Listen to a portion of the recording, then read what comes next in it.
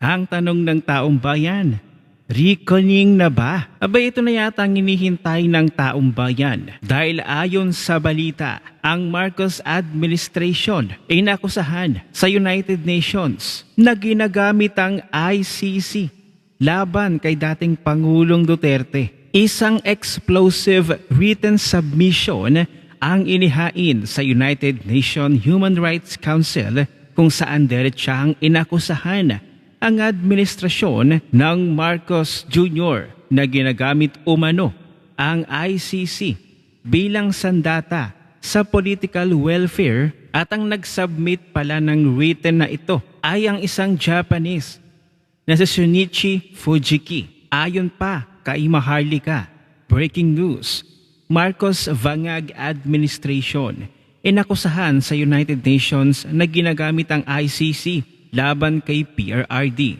Isang explosive written submission ang inihain sa United Nations Human Rights Council kung saan diretsang inakusahan ang administrasyon ni Vangag Jr.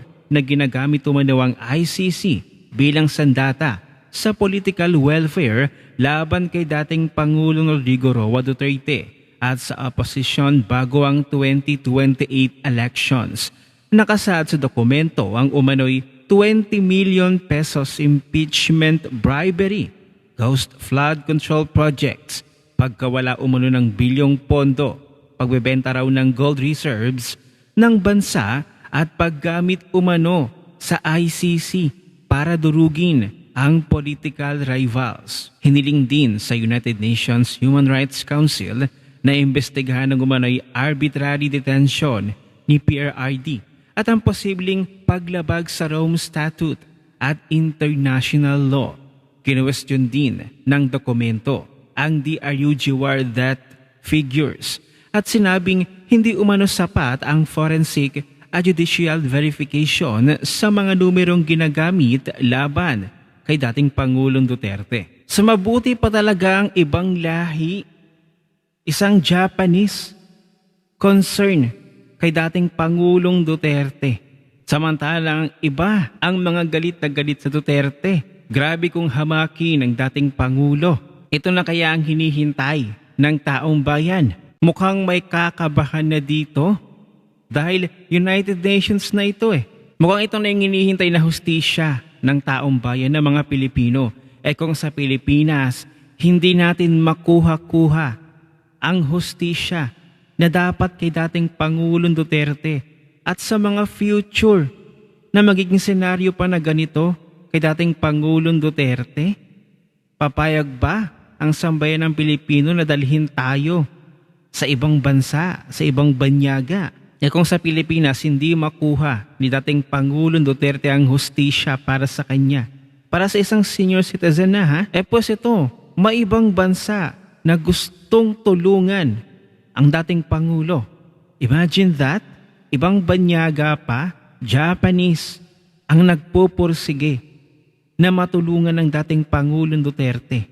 Dahil alam nila sa pamumuno noon ng dating Pangulong Duterte, naging maganda naman talaga ang Pilipinas. Hindi man perpekto, pero naging maganda ang pamamalakad ng dating Pangulong Duterte. Aminin man natin o hindi. At bilang kumpirmasyon na talagang legit ang news na ito, heto, nag-post si Sean Ferguson Fujiki.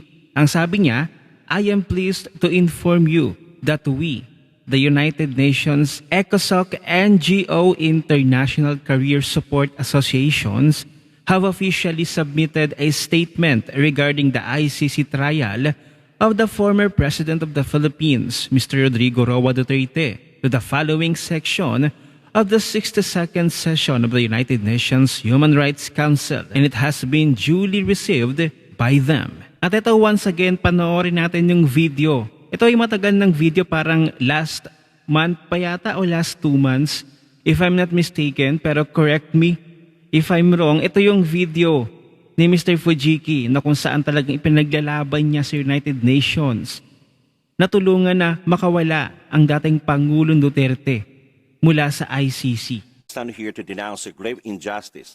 Rodrigo Roa Duterte, 80 years old, former president of the Philippines, who bravely fought illegal drugs to protect millions, has been unlawfully removed from the homeland and held in the prolonged pretrial detention by the ICC in The Hague.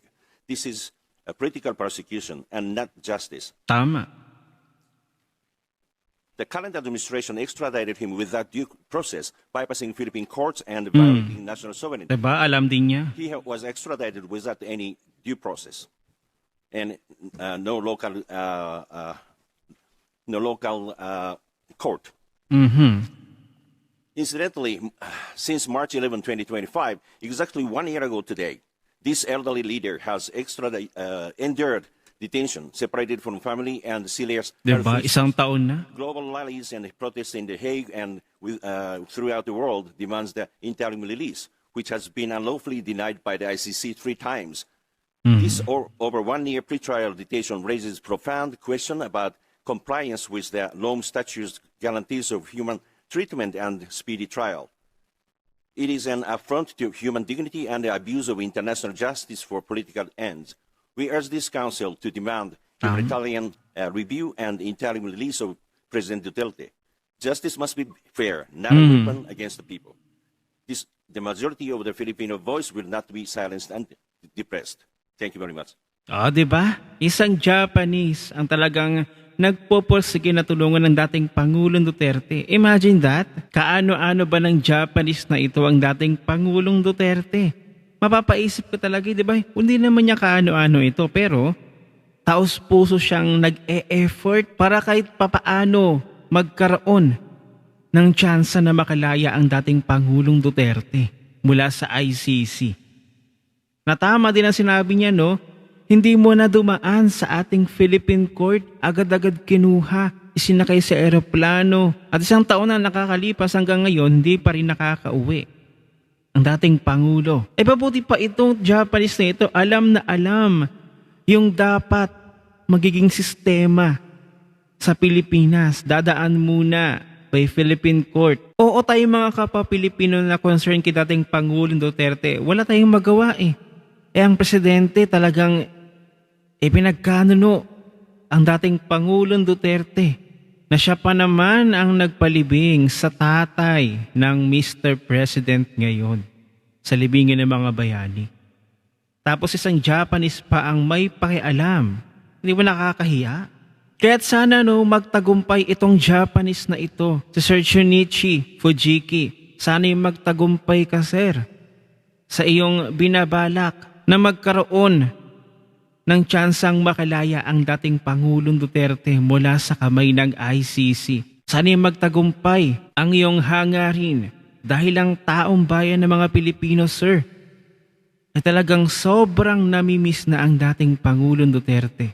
At kami mga Pilipino, sir, kapag ka napalaya niyo siya, ay tatanawin namin itong malaking utang na loob. Dahil isang Japanese ang minsan ay nagkaroon ng pakaalam sa hindi niya kadugo, kalahi ng mga Pilipino. Mabuti pa itong Japanese na ito, alamin nangyayari sa Pilipinas. Kaya Sir Fujiki, naku po, ay a million thanks na kaagad sa inyong effort na ginagawa ngayon para makalaya ang dating Pangulong Duterte. At sana'y pagpalain pa kayo ng Panginoon. At sana'y magtagumpay ang inyong hangarin with the guide of God. Sana talaga ang hiling ng taong bayan na napakatagal na ay makauwi na ang dating Pangulong Duterte dito sa Pilipinas. Isa ba kayo sa nasiyahan sa isang Japanese na ito na nagkaroon ng pakaalam sa isang Pilipino? Ano ang inyong opinyon? I-share mo na ang video na ito. Mag-iwan ng comment at like dyan sa ibaba